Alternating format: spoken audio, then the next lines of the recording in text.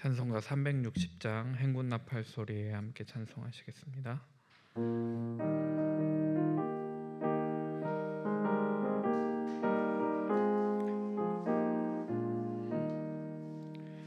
행군나팔 소리에 주의 호령 났으니 십자가의 군기를 높이 들고 나가세.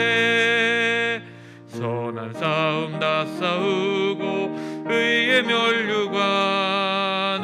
면류관 받았으리라. 선한 싸움 다 싸우고 의의 면류관 예루살렘 성에서 면류관 받으리.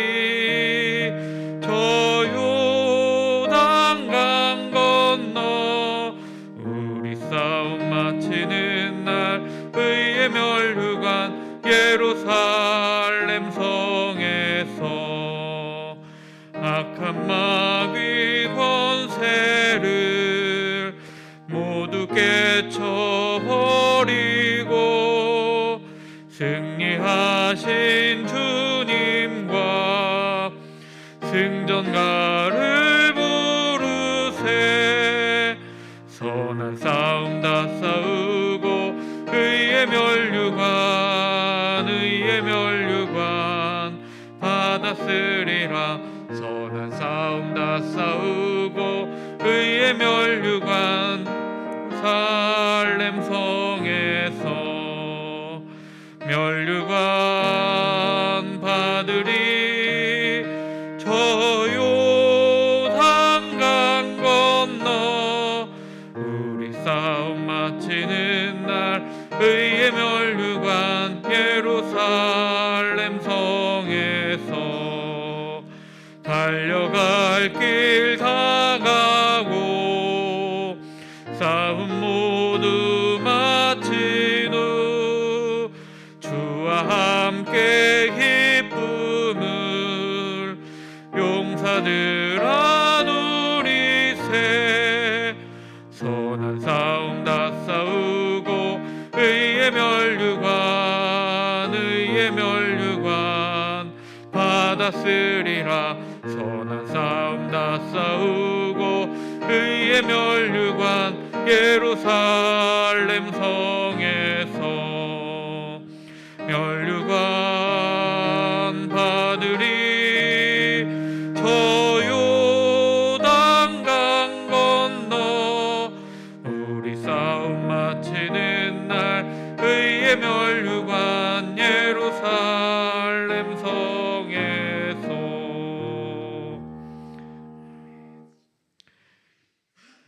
기도하시겠습니다. 사랑과 은혜가 풍성하신 하나님, 우리에게 오늘도 하루도 허락하여 주시니 감사드립니다. 이 시간을 허락해 주시니 감사드립니다.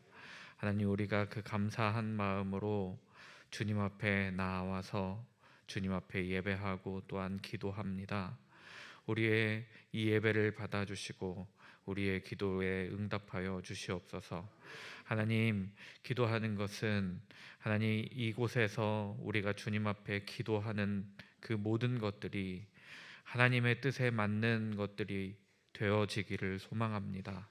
하나님, 그래서 우리가 기도할 때마다 주님의 뜻에 합당한 것이 우리의 입을 통해서 하나님께 울려질 수 있도록 주님 인도하여 주시옵소서. 하나님, 또한 기도하는 것은 이제 오늘 하루를 살아갈 때 늘 주님의 말씀 속에서 주님의 말씀 안에서 살아갈 수 있도록 인도하여 주시고 예수 그리스도와 동행하는 하나님 그런 삶이 될 수 있도록 주님 인도하여 주시옵소서. 이제 주님 말씀을 봅니다. 하나님, 부족한 사람을 통해서 말씀이 전해지는데 주님의 말씀, 그 말씀 속에서 주님께서 하시는 말씀들이 온전히 우리에게 전달되어질 수 있도록 인도하여 주시옵소서. 예수 그리스도의 이름으로 간절히 기도드렸습니다. 아멘. 오늘 저희에게 허락하신 말씀은 디모데후서 4장 1절부터 8절까지 말씀입니다. 디모데후서 4장 1절부터 8절까지 말씀입니다. 다 같이 한 목소리로 읽겠습니다. 하나님 앞과 살아있는 자와 죽은 자를 심판하실 그리스도 예수 앞에서 그가 나타나실 것과 그의 나라를 두고 엄히 명하노니 너는 말씀을 전파하라. 때를 얻든지 못 얻든지 항상 힘쓰라. 범사의 오래 참음과 가르침으로 경책하며 경계하며 권하라. 때가 이르리니 사람이 바른 교훈을 받지 아니하며 귀가 가려워서 자기의 사욕을 따를 스승을 많이 두고 또 그 귀를 진리에서 돌이켜 허탄한 이야기를 따르리라. 그러나 너는 모든 일에 신중하여 고난을 받으며 전도자의 일을 하며 내 직무를 다하라. 전제와 같이 내가 벌써 부어지고 나의 떠날 시각이 가까웠도다. 나는 선한 싸움을 싸우고 나의 달려갈 길을 마치고 믿음을 지켰으니 이제 후로는 나를 위하여 의의 면류관이 예비되었으므로 주 곧 의로우신 재판장이 그날에 내게 주실 것이며 내게만 아니라 주의 나타나심을 사모하는 모든 자에게도니라. 아멘. 사람이 인생을 살면서 가장 중요하게 생각하는 것을 말할 때가 언제일까 생각해 보면 어쩌면 세상을 떠나기 전에 가장 마지막으로 하는 말이 그것이 아닐까 싶습니다. 유언이라고도 하는 그 말들, 삶이 얼마 남지 않았음을 알 때에 하는 말들은 아마 인생을 살면서 가장 중요하다고 생각하는 것들을 말하기 마련입니다. 어쩌면 지금 우리 눈앞에 있는 말씀은 바울이 매우 중요하게 생각했던, 복음 전도자로서 살면서 가장 중요하게 생각했던 것들을 다시 한번 말씀하고 있는 것 같습니다. 바울이 전하는 이 말씀은 이제 마지막 장을 쓰면서 다시 한번 강조하고 싶은 것들을 쓰며 이제 정말 자신의 생이 얼마 남지 않았음을 알고 하는 말들이기에 바울이 디모데에게 꼭 전하고픈 말, 중요하게 생각하는 말이 기록되어 있습니다. 1절 말씀 보시면 하나님 앞과 살아있는 자와 죽은 자를 심판하실 그리스도 예수 앞에서 그가 나타나실 것과 그의 나라를 두고 엄히 명하노니. 아멘. 이제 다시 말씀을 이어가면서 사도 바울은 하나님 앞과 죄송합니다. 죄송합니다. 이제 말씀을 이어가면서 사도 바울은 하나님 앞과 그리스도 예수 앞에서 명한다라고 말씀하고 있습니다. 이것은 사도 바울 개인의 명령이 아니라 하나님과 예수 그리스도의 명령임을 밝히고 있는 것입니다. 그런데 그리스도 예수를 꾸며주는 말이 있습니다. 그것이 바로 죽은 자를 심판하실이라는 말씀입니다. 사람이 죽으면 그 사람이 어떤 사람이 되었든지 간에 예수님께서 심판의 자리에 앉아 있음을 말씀하고 있는 것입니다. 모든 사람은 심판의 자리에 서게 되는데, 그러니 디모데와 교회의 지도자들의 사명이 매우 큼을 말씀하고 있는 것이기도 합니다. 왜냐하면 아직 믿지 않은 사람들이 많이 있고 그들도 역시 예수 그리스도 앞에서 서게 될 것이기 때문입니다. 우리가 기억해야 하는 것이 있습니다. 그것은 아직 믿지 않는 사람들을 사랑하는 마음을 가져야 한다라는 겁니다. 어쩌면 심판의 날이 지금까지 오지 않은 것도 하나님께서 믿지 않는 사람들을 사랑하셔서 지금까지 기회를 주고 계신 것은 아닌가 싶기도 합니다. 그러니까 하나님 앞과 살아있는 자와 죽은 자를 심판하실 그리스도 예수 앞에서라는 말씀은 하나님의 사랑하심과 심판하실 예수님을 기억하며 아직 복음을 받아들이지 않은 사람들을 기억해야 한다는 말씀도 함께 하고 있는 것 같습니다. 그러면서 바울은 그가 나타나실 것과 그의 나라를 두고 말씀하고 있습니다. 사람들에게 죽음이 이르지 아니하더라도 반드시 예수님께서 오실 것이고 그때에는 역시 심판이 있을 것이다 라고 말씀하고 있습니다. 바로 재림을 말씀하고 있는 겁니다. 재림하셔서 예수 그리스도의 나라를 이루실 것을 말씀하고 있는 것입니다. 바울은 자신의 뜻으로 말하는 것이 아닙니다. 바로 하나님과 예수 그리스도를 대신하여 강하게 디모데에게 말씀하고 있습니다. 그래서 바울은 엄히 명하노니라는 단어를 사용하였습니다. 왜냐하면 지금부터 말할 것이 매우 긴급하고 중요한 일이기 때문입니다.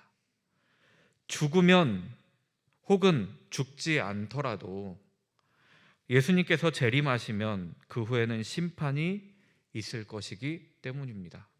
그 재림이 언제 올지 누구도 알지 못하고 지금 당장 올 수도 있기 때문입니다. 그렇기 때문에 사도 바울 이후에 남겨진 자들이 매우 중요합니다. 디모데와 또 교회 지도자들이 매우 중요합니다. 복음을 전해야 하기 때문입니다. 이런 상황에 긴박성이 있기 때문에 어쩌면 2절 말씀을 이렇게 말씀하고 있는 것은 아닌가 싶습니다. 너는 말씀을 전파하라. 때를 얻든지 못 얻든지 항상 힘쓰라. 범사의 오래 참음과 가르침으로 경책하며 경계하며 권하라. 이렇게 말씀하고 있습니다. 바울은 디모데에게 그리고 교회의 지도자들에게 말씀을 전하라고 가르치고 있죠. 그런데 이렇게 말합니다. 때를 얻든지 못 얻든지 항상 힘쓰라 라고 말씀하고 있습니다. 왜냐하면 언제 예수님께서 다시 오실지 모르기 때문입니다. 그때까지 열심을 다해 복음을 전해야 합니다. 그런데 지금도 여전히 예수님의 재림의 때가 아직 안 되었습니다. 그렇다면 지금 우리도 복음을 전하는 데 힘써야 할 것입니다. 왜냐하면 예수님께서 언제 재림하실지 모르기 때문입니다. 지금이라도 오실 수 있기에 급박하게 이웃들에게 복음을 전하는 삶을 살아야 합니다. 어떤 주석가들은 이렇게 말합니다. 사람들이 들으려 하든지 그렇지 않든지 복음을 전하라라고 말씀하고 있는 거라는 겁니다. 듣는 사람이 준비가 되면 전해야겠다는 마음은 시간의 여유가 있을 때 하는 겁니다. 어쩌면 우리도 뒤로 밀어놓고 있는 사랑하는 사람이 있을지도 모르겠습니다. 그러나 어쩌면 복음을 전할 시간이 지금밖에는 없을 수도 있음을 기억해야 합니다. 그리고 우리가 깨닫지 못하고 있지만 지금이 바로 그때인지도 모르겠습니다. 바울이 디모데에게 했던 말씀은 복음을 전하고 말씀을 전하는 것이 디모데의 사명이었기 때문입니다. 그것은 디모데에게 교회의 지도자들에게 또 그 뒤의 지도자들에게도 전달되어져서 이제는 우리들에게까지 전달되어졌습니다. 이제 복음을 전하는 것은 우리의 사명이 되었습니다. 때를 얻든지 못 얻든지 복음을 전하고 그것에 힘써야 합니다. 계속해서 바울은 경책하며 경계하며 권하라 하고 말씀하고 있습니다. 경책한다는 말은 다른 번역 성경들에서는 책망하다라는 단어로 많이 번역되어 있습니다. 이 단어는 논박하고 훈계하고 죄를 깨닫게 한다라는 말입니다. 때로는 잘못이 무엇인지 명확하게 이야기해 줄 필요가 있다라는 말입니다. 경책한다는 말씀은 실수한 것을 올바로 잡는 것을 의미하기도 합니다. 그리고 경계한다는 것은 경책한다는 말과 비슷한 말씀인데요. 이것도 역시 때로는 비난하다라는 단어로 쓰일 만큼 굉장히 강한 어조입니다. 책망하다, 훈계하다 등의 비슷한 뜻으로 쓰이는 헬라어 단어를 사용하고 있는데, 또 권하다라는 말씀은 재촉하다라는 말씀의 의미를 가지고 있습니다. 헬라어로는 파라칼레오라는 단어로 가까이서 부른다라는 뜻으로 쓰여져 있습니다. 그러니까 가까이서 재촉해서 빨리 와라 하고 재촉해서 빨리 움직이게 하는 그런 말이라는 겁니다. 그런데 경책하며 경계하며 권하다라는 말씀을 수식하고 있는 말씀이 또 있는데, 바로 조금은 어울리지 않는 말씀입니다. 범사의 오래 참음과 가르침으로 라는 말씀입니다. 오래 참으며 가르치는 겁니다. 그러면서도 경책하며 경계하며 권하라는 겁니다.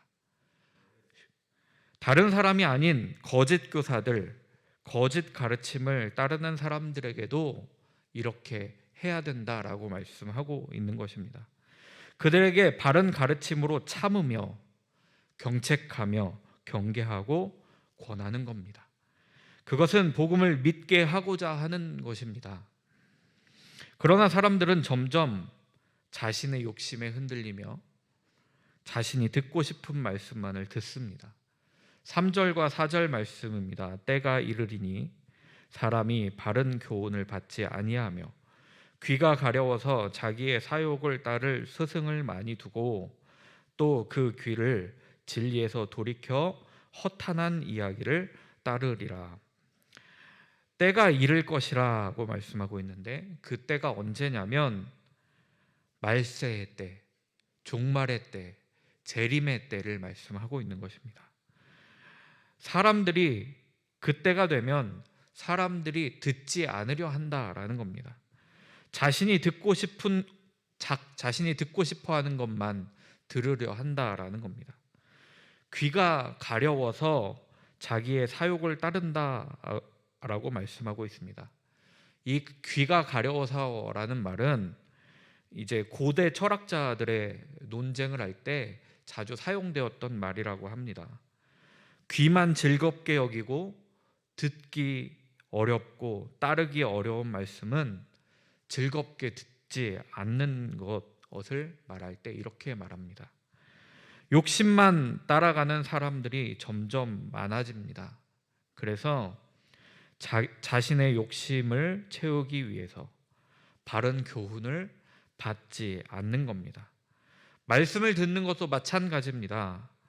바른 교훈이면서 동시에 하나님의 말씀인 복음을 사람들이 듣고 싶어 하지 않습니다. 지금은 마지막 때입니다. 그런데 이것은 당시에도 그런 사람들이 허다하게 많았고, 지금 우리가 살아가는 이 시대에도 정말 많은 사람들이 자신이 듣고 싶어 하는 것만 듣고 있습니다. 여전히 종말의 때, 말세의 때는 현재 진행형이라는 것입니다. 오늘 마지막일 수도 있기 때문에 그들에게 전해야 하는 것입니다. 또 그들을 경책하며 경계하고 권해야 하는 겁니다. 심지어 사람들은 허탄한 이야기에 관심을 많이 두고 있습니다. 이 허탄한 이야기라는 단어는 헬라어로 미도스라고도 읽기도 하는데, 이 헬라어 단어를 사용하는데 신화, 허구 이런 단어를 번역되어지는 단어입니다. 그런데 이 단어의 어원이 미에오라는 단어거든요. 이 미에오라는 단어는 비밀을 전하다, 가르치다, 교훈하다 등의 단어로 번역되어지는 단어입니다. 그러니까 제 생각에는 다른 가르침을 말씀하고 있는 겁니다. 제대로 된 가르침, 바른 가르침이 아니라 다른 가르침, 거짓된 가르침을 따르는 무리들이 있음을 말씀하고 있는 것입니다. 그것이 곧 마지막 때의 징조가 되면서 동시에 쉬지 않고 복음을 전해야 하는 이유가 되는 것이기도 합니다. 5절 말씀입니다. 그러나 너는 모든 일에 신중하여 고난을 받으며 전도자의 일을 하며 내 직무를 다하라. 아멘. 그러나 그들이 허탄한 이야기에 빠져 있을 때 디모데가 해야 하는 일이 있습니다. 바로 전도자의 사명입니다. 약하고 허탄한 곳에 빠지지 않기 위해서 신중해야 합니다. 이 신중하다라는 단어는 네포라는 단어를 사용했거든요. 그런데 이 네포라는 단어는 주로 술 취하지 말아라 이렇게 쓰이는 단어입니다.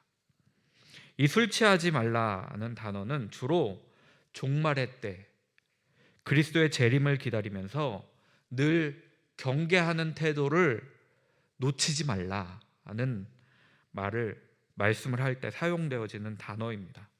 즉 방탕함에 빠지지 말고 깨어 있으라는 말이기도 합니다.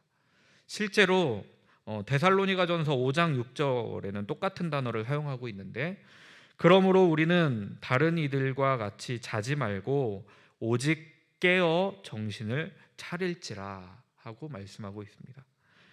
여기서 정신을 차리다 할 때 이 네포라는 단어를 사용했습니다. 그러니까 바울은 계속해서 마지막 때임을 기억해야 한다라고 말씀하고 있으면서 동시에 깨어 있어라 하고 말씀하고 있는 것입니다. 깨어 있어서 자신의 행동에 신중해라 하고 말씀하고 있는 겁니다. 그러면서 동시에 복음을 전함을 완수해야 한다라는 말씀을 하고 있는 것입니다. 고난받음을 감수하고 전도자의 사명을 다해야 합니다. 그것이 디모데의 사명이라는 말씀입니다. 6절부터 바울은 이제 자신의 사역들을 정리하는 말씀들을 하고 있습니다. 자신의 사역을 정리하면서 자신의 삶도 정리하고 있습니다. 디모데후서는 앞으로 사역을 감당해 나아가야 할 디모데에 대한 말씀을 하면서 동시에 자신의 사역을 모두 감당하고 이제 삶을 정리하는 바울의 모습이 매우 대조되고 있습니다.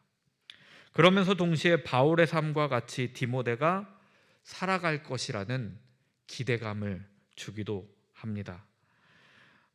동시에 이 말씀을 보고 있는 모든 그리스도인들이 바울의 삶과 같이 살기를 바라는 바울의 마음이 느껴지는 부분이기도 합니다. 6절 말씀 보시면 전제와 같이 내가 벌써 부어지고 나의 떠날 시각이 가까웠도다. 바울은 자신의 삶을 이렇게 정리합니다. 전제와 같이 내가 부어졌다. 자신의 모든 것을 드렸다는 말입니다. 스펜도라는 단어를 사용했는데요. 봉헌하다, 헌신하다라는 뜻으로 쓰여지는 단어입니다. 자신의 생명과 희생 제물로서 봉헌했다라는 의미가 그 안에 들어가 있습니다.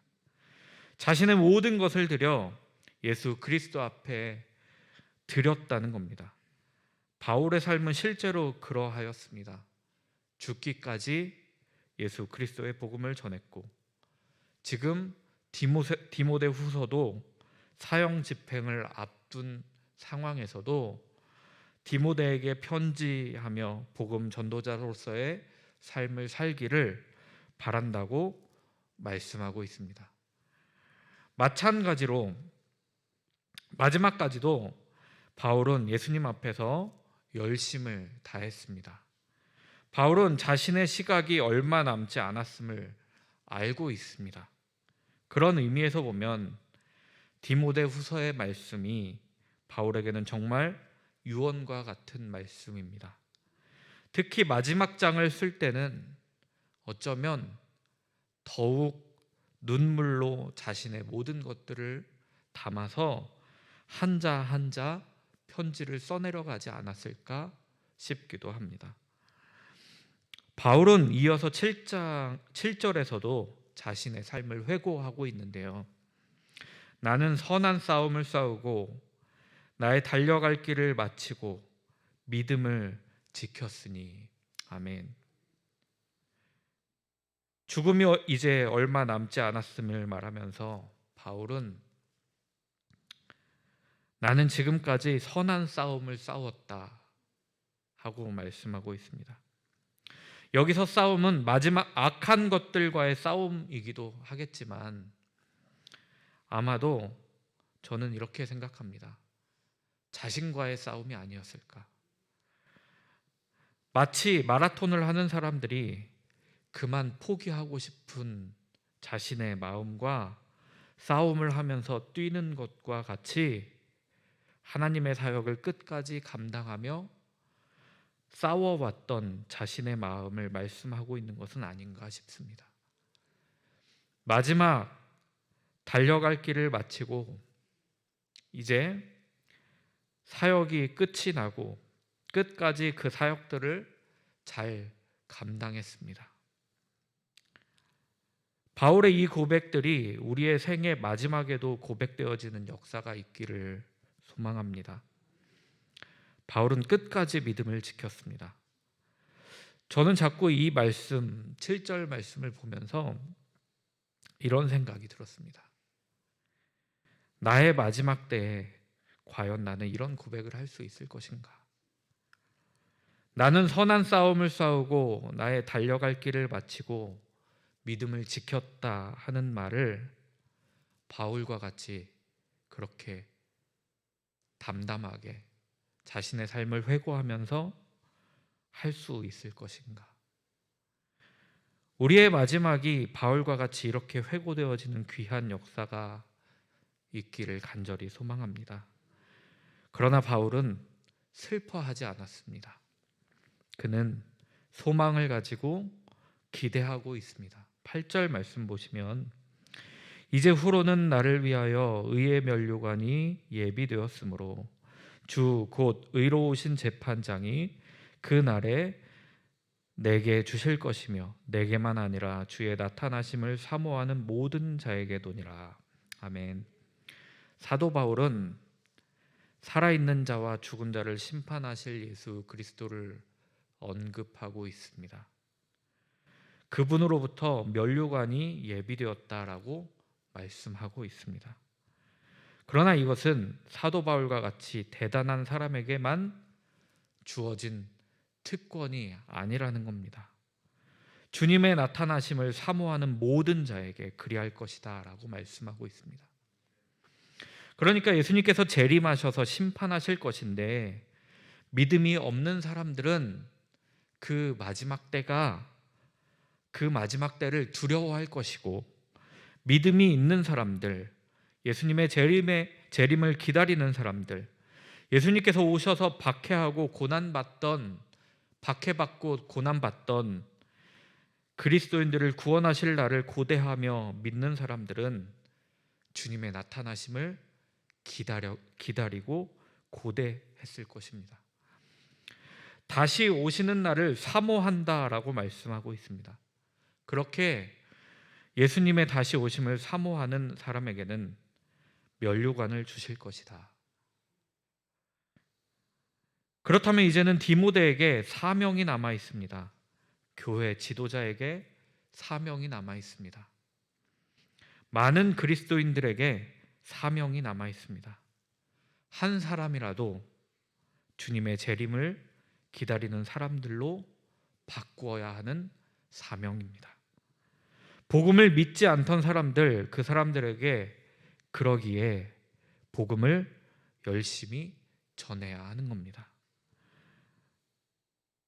어제 제가 사역하던 그 예수인교회 그 자리로 무슨 책이 왔습니다.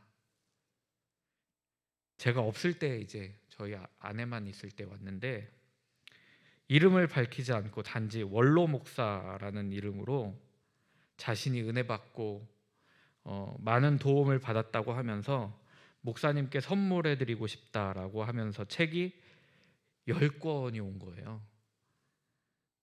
진짜 선물 박스 같이 생겼더라고요. 그런데 이상하게도 지은 사람이 누구인지 찾아보기가 어려웠습니다.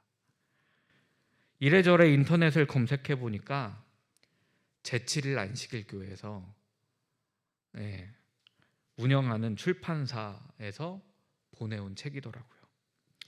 우리는 다른 가르침이 참 많은 시대를 살아가고 있습니다. 종말의 때를 살아가고 있다는 말입니다. 그것은 바울이 살고 있던 때도 마찬가지였습니다. 거짓 교사들이 판을 치던 때였습니다. 예수님의 재림이 곧 임박했다고 생각되어졌습니다. 그래서 때를 얻든지 못 얻든지 복음을 전하라고 말씀하고 있습니다. 바울이 자신이 면류관을 받을 것이라 확신했던 것처럼 예수님께서 오심을 기다리는 사람들이 나로 인해서 한 사람 한 사람 늘어가기를 소망합니다. 그러지 않더라도 우리의 사명은 전하는 것입니다. 예수님께서 다시 오시면 끝이기 때문입니다. 더 이상 기회가 없을 수도 있기 때문입니다.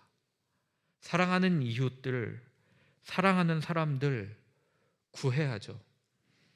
우리의 할 일은 때를 얻든지 못 얻든지 전하는 겁니다. 그 이후는 하나님께서 하실 것입니다. 우리는 우리의 역할을 하면 되는 겁니다.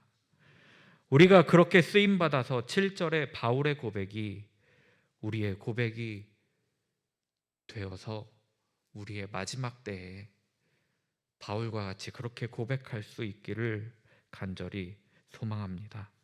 기도하시겠습니다.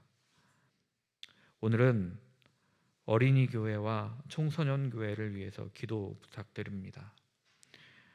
특별히